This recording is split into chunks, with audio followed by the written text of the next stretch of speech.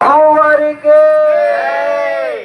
మరణము జయించి తిరిగి లేచిన యేసుక్రీస్తు ప్రభు వారికి పాపములు క్షమించుటకు అధికారము కలిగిన యేసుక్రీస్తు ప్రభు వారికి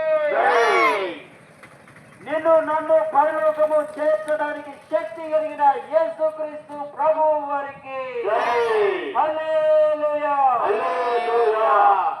ఈ సమయంలో మరి విష్ణుబాబు నుండి వచ్చినటువంటి ప్రొఫెసర్ గారు దేవుని యొక్క వాక్యాన్ని పంచుకుంటారు. మరి పత్రికలు ఎవరు ఇవ్వటం మరి వాక్యం అయిన తర్వాత పత్రికలు ఇవ్వడానికి అవకాశం ఉంటుంది. మనమంతా కూడా దేవుని యొక్క వాక్యం విందాం. ఇద్దరిద్దరుగా నిలబడాలి. పోతే నువ్వు లైన్ చూడు, ఇద్దరిద్దరు లైన్ లో పెట్టు. ఇద్దరు చెప్పండి. దేవునికి మహిమ కలుగును కాక. ప్రియ క్రొత్తాట గ్రామ దేశీయులారా, మీ చెంతకు కొంతమంది సేవకులముగా కలిసి, కొంతమంది విశ్వాసులముగా కలిసి ప్రార్థనా మందిరం తరఫు నుంచి మీ ప్రాంతానికి వచ్చి ఉన్నాము. సువార్తను అందించడానికి మీ ప్రాంతానికి వచ్చిన ప్రియురా, మా సువార్త ఏంటి అంటే, మేము నమ్ముకున్నటువంటి మా రక్షకుడు, మా దేవుడైనటువంటి యేసుక్రీస్తుని పరిచయం చేయడానికి మీ దగ్గరకు వచ్చినాం. ప్రియ దేవుని బిడ్డలారా, ఏంటి మీ యొక్క దేవుడి గురించి అని మీరు అడగవచ్చు. మా దేవుడి పేరు యేసుక్రీస్తు. ఆయన యేసు అంటే రక్షకుడు, రక్షించేవాడు. ఎక్కడి నుంచి రక్షించేవాడు అంటే, ఏదైనా ఇబ్బంది, ఏదైనా ప్రాబ్లం వచ్చినప్పుడు మనల్ని రక్షించేవాడే రక్షకుడు అని పేరు. అందుకే మా ప్రభు అయిన యేసుకి రక్షకుడు అని పేరు పెట్టారు. ప్రియ దేవుని బిడ్డలారా, ఈ సువార్త ఏంటి అంటే, ఈ లోకములో మానవుడు నెమ్మది లేకుండా ఉన్నాడు, సమాధానం లేకుండా ఉన్నాడు. ఎందు నిమిత్తం అంటే పాపమును బట్టి. అయ్యా, మీరు పాపము చేయట్లేదు అని మీరు అనుకుంటారు. ప్రియ దేవుని బిడ్డలారా, పాపము లేకుండా ఎవరు లేరు. ఎవరు నీతిమంతుడిగా లేరు, ఎవరు పరిశుద్ధుడిగా లేరు.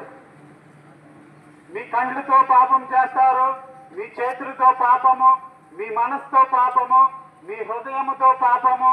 పాపము పాపము పాపము. మరి పాపాన్ని ఎవరు క్షమిస్తారు అంటే, మనుషులు క్షమించగలరా? మీ తండ్రులు క్షమించగలరా? మీ స్థానిక ప్రతినిధులు క్షమించగలరా? మీరు నమ్ముకున్నటువంటి నాయకులు క్షమించగలరా అంటే, అది క్షమించే అర్హత, శక్తి వారికి లేదు. మరి ఎవరికి ఉందంటే, ప్రభు అని యేసుక్రీస్తు మాత్రమే. ఎందుకంటే ఆయన పరిశుద్ధుడిగా ఉన్నాడు, పరిశుద్ధుడిగా జీవించాడు.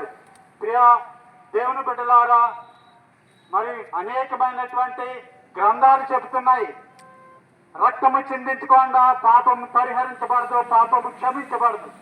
అయితే ఎవరి రక్తము అంటే, పరిశుద్ధముగా జీవించినటువంటి వారి రక్తము. ఎవరు పరిశుద్ధుడిగా జీవించారు అంటే, మానవుడు ఎవరు లేరు పరిశుద్ధుడిగా ఉన్నవారు. వారి హృదయం నిండా పాపము, వారి మనసు నిండా పాపము, అబద్ధాలు, మోసము, అనేకమైనటువంటి దుర్మార్గాలు చేస్తూ పాపములు చేస్తున్నటువంటి వీళ్లకు ఎవరు క్షమిస్తారు అంటే, పాపము లేని వారు మాత్రమే. అది ఎవరు అంటే, మా ప్రభు అయిన యేసుక్రీస్తు. ప్రియ దేవుని బిడ్డలారా, ప్రియ గ్రామస్తులారా, మేమందరము సంతోషముగా ఉన్నాము, సమాధానముగా ఉన్నాము. ఎందుకంటే మేము రక్షణ పొందాము. మేము ఆ పాప భారము నుండి లేము. మేము రక్షణ పొంది సంతోషముగా ఉన్నాము, సమాధానముగా ఉన్నాము. ప్రియ దేవుని బిడ్డలారా, మీరు కూడా సంతోషముగా ఉండాలని కోరుకుంటున్నారా?